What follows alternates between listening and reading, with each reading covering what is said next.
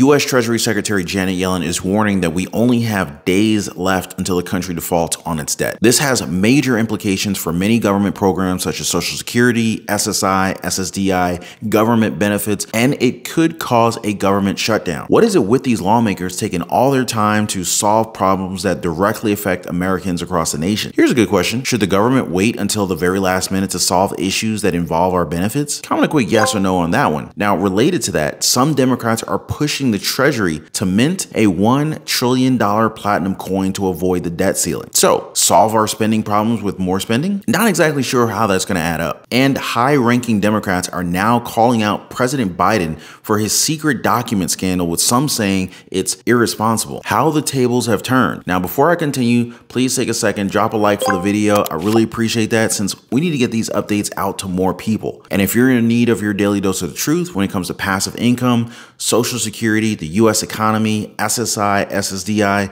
the stock market, the housing market, and everything that's going down in Washington that affects our lives, our families, and our bank accounts, be sure to subscribe to the channel. Don't forget to hit that notification bell. And if you own a home, make sure your home is protected. Get your free home warranty quote. The link is in the description down below. Only takes like 15 seconds. All right, guys, age is certainly a huge issue for many voters, with some calling for term limits when it comes to our government officials. To date, we've seen many of them who seem to have a lifelong seat in both Congress and the Senate. While President Biden has said in public that he is the Democrats' best chance against Donald Trump, as he has beaten him before, some are saying that this is no longer the case, though. That someone is Nancy Pelosi. Now, according to her, the president's age is also another factor that could weigh heavily on a voter's mind. That dude's getting up there. As per the former House Speaker, Biden has done just so many things that are great. He's put money in people's pockets, vaccines in their arms, children back to school, people back to work, for starters, end quote. But she also adds that the president may not be the only one who can beat former President Donald Trump, as she said, quote, "I think we have other great candidates when the time comes," end quote. Her leaving her House Speaker position seems to be her leaving the president's side as well. Or it could just be her way of saying, we have a perfectly good governor out in California who's perfect for the job in 2024. I'm sure it has nothing to do with Gavin Newsom being her nephew. What's going on, though? Why are so many Democrats suddenly turning their backs on the president? And it's not just Nancy Pelosi. Two highly influential Senate Democrats are also criticizing the president, namely Senators Joe Manchin and Tim Kaine. President Biden said he had no regrets in how he handled this. Do you have any advice for him on how he should handle this? Oh, I think he should have a lot of regrets. Yeah, I would think that. I said, whoever's responsible. I mean, if I hold people accountable, and I use whether it be my chief of staff or my, my staff, that we're doing this, and I'm looking at, then I'm going to hold someone accountable. But basically, the buck stops with me. Manchin also took a page out of the president's book and called the mishandling of documents as irresponsible. The White House has now talked about the issue and says that the Department of Justice and the National Archives has the visitor information to the president's Delaware home where multiple top secret documents were found. House Oversight Committee Chairman James Comer is now asking for custody of the logs.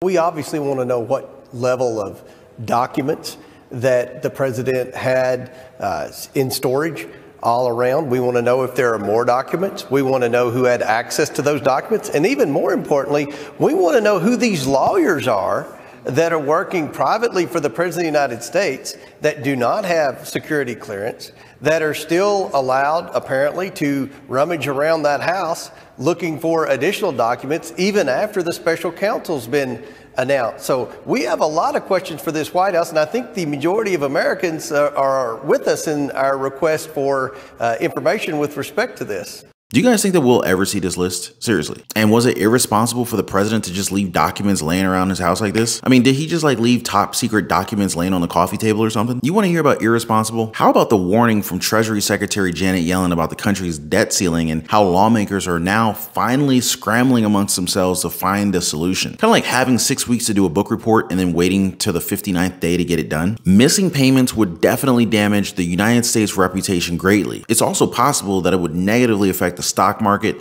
401ks, IRAs, retirement funds, pension funds, banks, Social Security, SSI, SSDI, and veteran benefits. Now, while government benefits like Social Security shouldn't be affected by this, a government shutdown would stop Social Security payments from going out, as federal workers will be forced to close their offices. We shouldn't be alarmed, because if I know the government, they'll leave us hanging on the edge like this. And then by the very last minute, when Americans are desperate for any solution, boom, they suddenly find some middle ground, and it's usually leading to more spending. Almost like a 007 movie where he's got to defuse this bomb and it comes down like the last 2-3 seconds, and finally he figures it out, saves the world. This outcome of benefits not being provided won't happen anytime soon, but if they continue to argue amongst themselves, it is a possibility. Senator Manchin isn't wasting time, as he's already said that he'll meet with the U.S. House Speaker Kevin McCarthy on a deal to raise the debt ceiling. He also said that he knows, quote, "There's so much rhetoric that comes out, and I think everyone knows we cannot fault on our debt in the United States of America. There's full faith in the government and Treasury that we're going to pay our debts." And I said, Kevin, we're going to sit down when I go back and look at this. Is there a path forward? So hopefully that we can recognize that we have a runaway debt. We recognize we're all responsible, end quote. McCarthy on his end has already said that he's not concerned about a financial crisis. Does this mean that the two have already set a plan in motion? Here's an idea that's coming from progressive economists and Democrats. Have the Treasury mint a $1 trillion platinum coin, deposit it at the Federal Reserve, and this in turn will raise the debt ceiling and create flexibility for more government spending. One possible solution to the debt ceiling problem,